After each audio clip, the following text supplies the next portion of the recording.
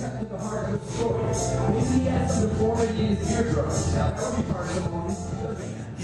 you had a massive success with the BBC song. Well, it didn't mean by massive success. I had a bit of a viral success, you know. It got a bit of a reaction, which was really all you can really hope to achieve. I mean, that song, I've got the t-shirt on tonight. That song, there it is, Brand the BBC. Wrote that over the summer, kind of apropos of nothing. It's unusual because I didn't write it for broadcast, I didn't write it to commission or anything. I just wrote it because something was on my mind. And yeah, maybe there's a lesson there for me that, you know, when I wasn't writing to order, writing to commission, I just wrote something because it was really kind of burning a hole in my head and I wanted to get it out there. That's the song which has probably got me, you know, more attention than anything else I've done in 15 years. So maybe that's a little object lesson right there, you know. It couldn't be a better marketing tool for the BBC. Well, yeah, and the thing is, the BBC can't really associate itself with it. I mean, it has got back to me that it was well received within the corporation, you know, within various departments of the corporation. It has got back to me that it was appreciated.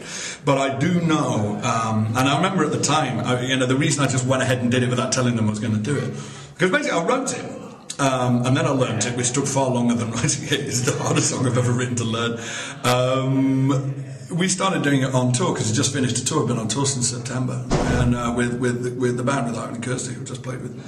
We started doing it on the tour, and it just got this massive reaction, you know, and people literally giving it standing ovations and bursting into tears, and I'm like, I think people have really been waiting for someone to say this out loud, because that is one of the most maddening things about the BBC, is you do kind of wish it would fight its corner sometimes, but it's kind of never really in a position to, because it's effectively, if not technically, publicly accountable. It never really feels it has the right to tell people when they're bleeding necks and to mind their own business. They can always say, well, it is my business because I pay, you know.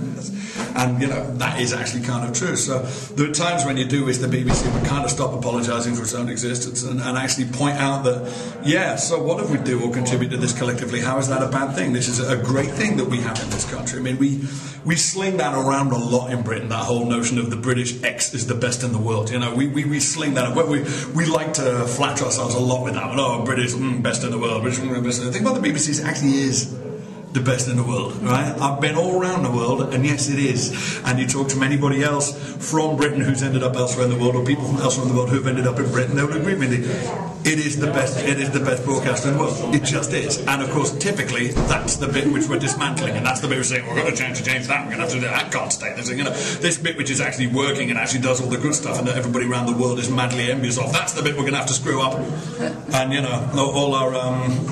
know, all our satellite tits out stations and all our sort of, you know, just plain evil newspapers, they're the bits we're not going to touch, you know, the bits which are an international laughing stock, they're the bits we're not going to touch, you know.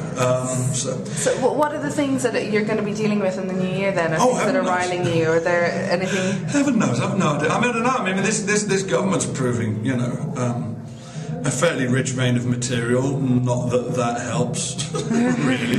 Well, I mean, this is it. I mean, because people have asked me that question. I heard Jon Stewart, the great American satirist, being asked the same question.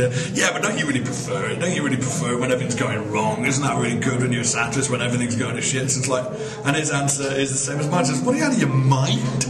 No! You know, I live on the same planet as you. I'm trying to raise kids on the same planet as you. I would far rather be living in a happy, prosperous and peaceful world, even if it meant I had to think a bit harder to come up with zingers, you know, and, you know, put a bit more bleeding effort into my day job, you know. I would willingly pay that price if it meant that everybody got to live happily ever after, really. So, I don't know, I mean, it's, there are all kinds of things coming in the new year, and very few of them look any good from this angle. It's going to be interesting, I mean, you know, who knows, again, you know, the satirical world will probably benefit from it in the short term, but, you know, I'm not sure that really makes up for anything, really. There you go. Well, have a very happy Christmas. I'll certainly try. And thank you so much. Thank you.